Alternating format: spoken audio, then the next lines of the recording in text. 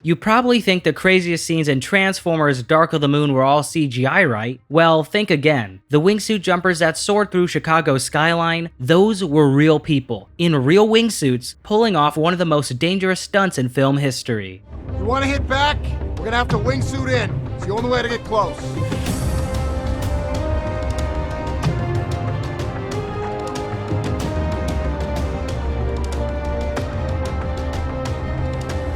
You see, it all started during the pre-production of Transformers Dark of the Moon, when director Michael Bay stumbled upon a 60-minute segment featuring elite wingsuit flyers J.T. Holmes and Julian Bull, showcasing their jaw-dropping proximity flying in Norway. As he watched the footage of the seasoned athletes gliding through the air, he was captivated by the sheer thrill and visual spectacle of wingsuit flying. Recognizing that no director had ever shot real wingsuit jumpers for a feature film before, Bay saw an opportunity to push the envelope of action filmmaking. And so after talking it over with Steven Spielberg, Bay swiftly reached out to Holmes, sharing his vision for incorporating wingsuit flying into the film. He described the exhilarating concept of having skilled flyers navigate the iconic Chicago skyline, soaring between skyscrapers at breakneck speeds. Knowing that proximity flying in an urban environment was a feat that had never been done before, Holmes was thrilled by the challenge and eagerly accepted. He quickly assembled a dream team from the Red Bull Air Force, a renowned group of elite skydivers and wingsuit pilots known for pushing the boundaries of aerial stunts. Julian Bull, John Dever, Andy Farrington, and Mike Swanson were all part of this fearless crew, each with a history of performing precision proximity flying in some of the most dangerous and breathtaking locations on the planet. To prepare for the groundbreaking stunt, J.T. Holmes and his team embarked on an intensive 45-day training regimen in the Swiss Alps. The cliffs they selected were carefully chosen to match the height and vertical structure of the skyscrapers they would soon be navigating in Chicago. For weeks, the Red Bull Air Force team repeatedly jumped from these towering cliffs, refining their proximity flying skills. However, the challenges presented by Michael Bay were unprecedented.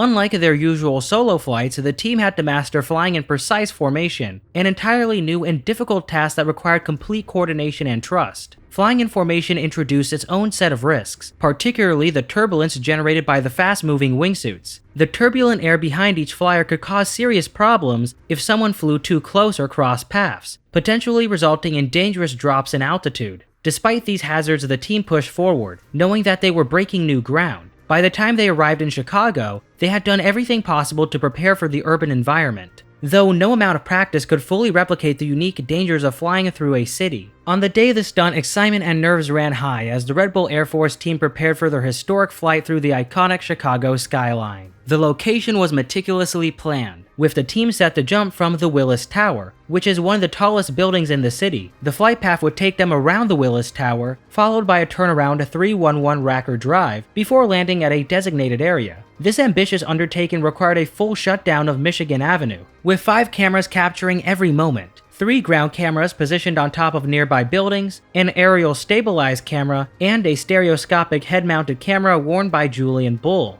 in order to capture all the action up close. As they soared through the sky, the breathtaking views and adrenaline of flying in an urban environment added to the thrill of the moment, marking a monumental achievement in action filmmaking. It was a chance for the wingsuit flyers to showcase their skills in a way never before attempted, blending reality with the cinematic spectacle that Michael Bay envisioned. Now, wingsuiting wasn't the only stunt that the Red Bull Air Force team executed during their time in Chicago. In addition to their historic flight through the skyline, they also pulled off a breathtaking parachute jump from the Trump Tower, designed to showcase the incredible aerial dynamics and visual flair that Michael Bay is known for. While the wingsuit stunts in Transformers Dark of the Moon showcase breathtaking real-life aerial feats, CGI was expertly integrated to enhance these sequences, creating a seamless blend of reality and digital artistry. For the scene set inside the Osprey where the soldiers make their daring jumps, the action was filmed inside a mock-up V-22 Osprey in front of a blue screen, and CGI was used to create the dramatic backgrounds of the Chicago skyline, as well as the Ospreys going down right in front of them. In contrast, the shots showing the soldiers leaping from the back of the Osprey were achieved by dropping the Red Bull Air Force team from a helicopter. CGI was then utilized to transform the helicopter into an Osprey, and to add 2 additional wingsuit flyers. Funnily enough, there's a movie mistake in one of the subsequent shots, where we can see the Red Bull Air Force team jumping off the Willis Tower.